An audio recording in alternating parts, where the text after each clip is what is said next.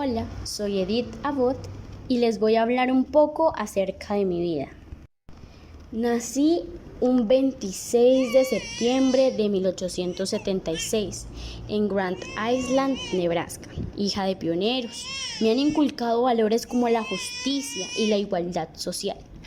Siempre me he visto concienciada con las clases menos favorecidas. Mi madre es Elizabeth Griffin Abbott. Es una directora de escuela secundaria y líder del movimiento a favor del sufragio de las mujeres. Por otra parte, está mi padre Otham Abbott, primer teniente gobernador de Nebraska. Vio nacer un nuevo estado de un yermo de la pradera. Mi padre llegó como soldado del ejército de Lincoln a los llanos occidentales. Es teniente gobernador del nuevo estado de Nebraska. Mi madre nunca se olvidó de la belleza de las colinas y de su verde, del noroeste de Illinois, de donde ella procedía. A veces se refería a nosotros, su familia, con nostalgia, como de pobres de bien pasamos a ser niños de la pradera. No obstante, estos niños nunca pasaron privaciones. Siempre gocé de mi tierra y escribí sobre la belleza que encontré por todas partes en los llanos, y sabía que solamente los hombres y mujeres con carácter podrían del arado y del sol originar una comunidad económica y social totalmente nueva. Existen entre mis notas repetidas referencias al valor, al atrevimiento y a la persistencia de los pioneros y a su capacidad de hacer frente a las crisis. Y como yo siempre digo, no estamos asustados de cruzar fronteras. La perspectiva de los pioneros siempre será mi perspectiva. Y por cierto, se me olvidó nombrarles a alguien muy importante que es mi hermana menor, Grace Abbott. En un futuro será trabajadora social y reformadora de la legislación laboral e infantil, y ella trabajará de la mano mía. Lo recordarán siempre. Tenía 17 años cuando me gradué de Brownell Hall en un internado para niñas en Omaha en 1893. Mi familia, como no podía permitirse el lujo de enviarme a la universidad debido a una sequía que azotó a Nebraska, llevando así una depresión económica. Empecé a enseñar en la escuela secundaria en Grand Island, decidida a obtener una educación universitaria. Tomé cursos por correspondencia y clases nocturnas hasta que pude pagar la inscripción completa, obteniendo así mi título en 1901 a la edad de 25 años. Continué enseñando durante 2 años más y me dieron una beca para mi doctorado en Economía Política en la Universidad de Chicago. Ahí conocí a la profesora soponista Breckinridge, donde finalicé mi doctorado en 1905 y con ella publiqué varios estudios estando en la Escuela de Educación Cívica y Filantropía de Chicago. Obtuve al año siguiente una beca Carnegie, continuando mis estudios en University College London. De ahí pude aprender de los reformadores sociales como Sidney Way y Beatrice Way, quienes defendieron nuevos enfoques para lidiar con la pobreza. Los Way influyeron mucho para mi carrera profesional, donde ellos estaban a favor de derogar las leyes de pobres británicas, que consideraban degradantes para las personas en situación de pobreza, y apoyaron el establecimiento de programas para eliminar la pobreza. Mientras estudiaba en Londres, viví parte de mi vida en un asentamiento de reformadores sociales en una zona del East End, asolada totalmente por la pobreza, donde adquirí experiencia en trabajo social.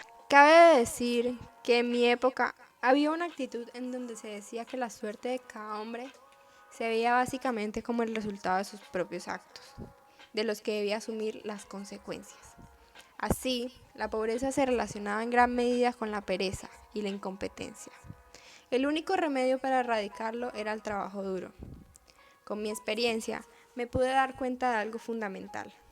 La solución no está en los métodos propios de la caridad victoriana, que ofrecía una ayuda escasa, fragmentada e ineficiente.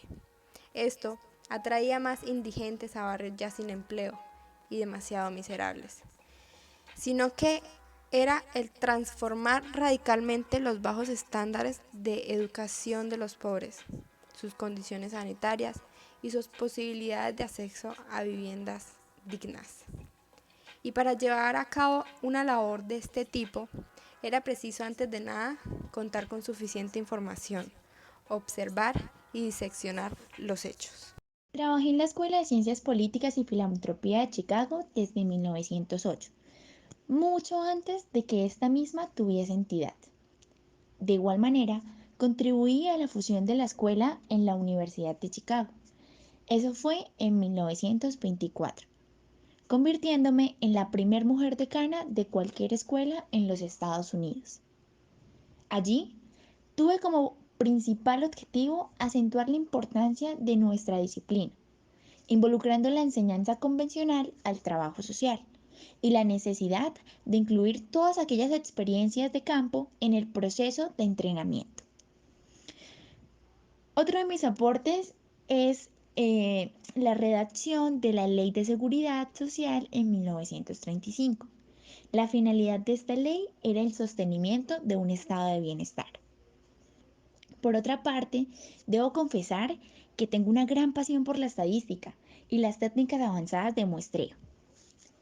Esto llevó a que me denominaran como la estadística apasionada. Recuerdo que desde un principio insistía que el trabajo social debía verse como una profesión, tal cual como las otras, pero muchos consideraban mi idea como extremadamente idealista e imposible.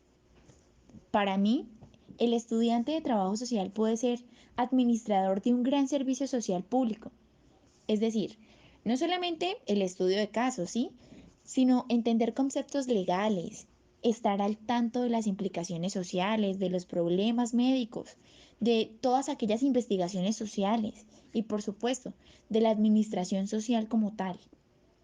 Ahora que puedo estar presente en este tiempo, me doy cuenta que mis ideas no eran del todo descabelladas. Para hablar de mis obras, podemos mencionar en 1910, por ejemplo, Mujeres en la Industria.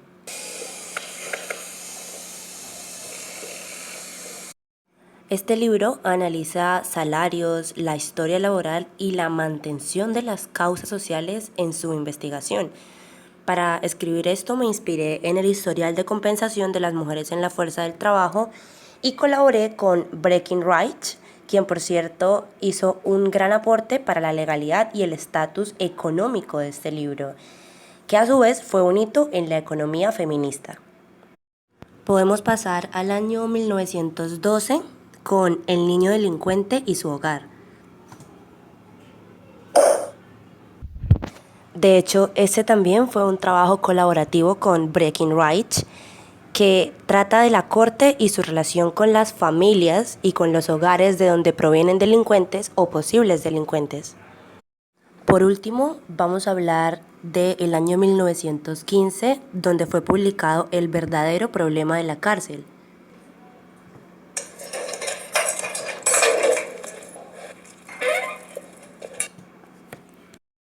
Aquí quise hacer énfasis en los problemas del sistema de encarcelamiento, las malas condiciones en las que viven, el sufrimiento y la humillación de quienes han sido encarcelados y de quienes fueron encarcelados en su momento, los diferentes tipos de condenas y los juicios que se emiten.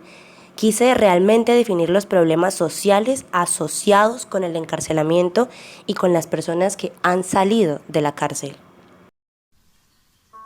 La muerte me ha llamado, padezco de neumonía, pero antes de dar mi último respiro, con las fuerzas que me quedan aún, quiero dar una mirada atrás a mi vida y de esta manera dejarles mi legado. A ustedes que seguirán mis pasos, quiero darles esta dedicatoria y decirles que siempre luchen por las desigualdades sociales. Como todos saben, la economía fue lo mío, la estadística. Fui escritora, pero sobre todo Fui pionera del trabajo social. Fui clave también en la redacción de la Ley Estadounidense de Seguridad Social en 1935, que fue la primera normativa de una administración pública.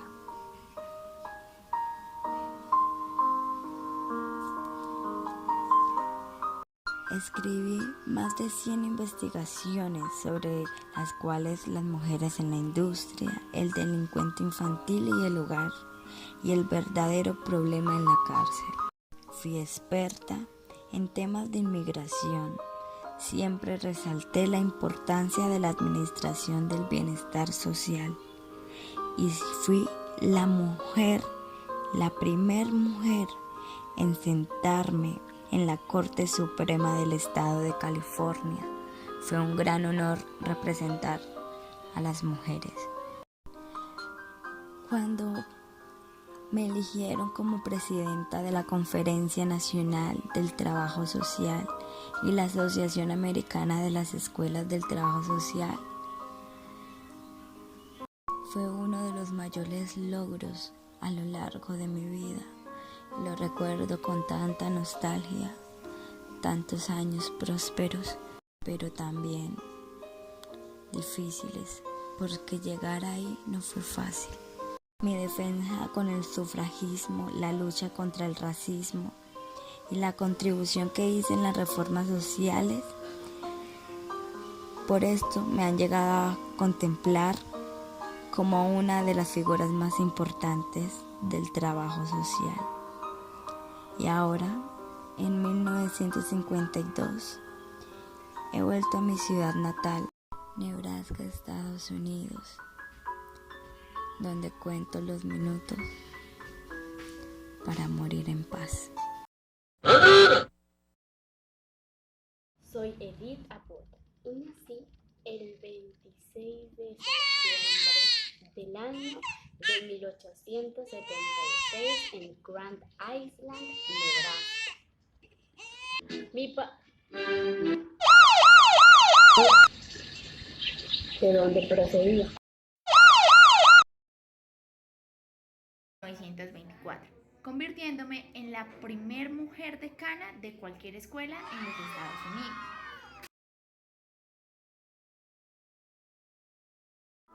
Listo. Fui la primera mujer en sentarme en la silla. Fui la primera mujer en sentarme en la Corte Suprema del Estado de... no me acuerdo. ¿California? Ups.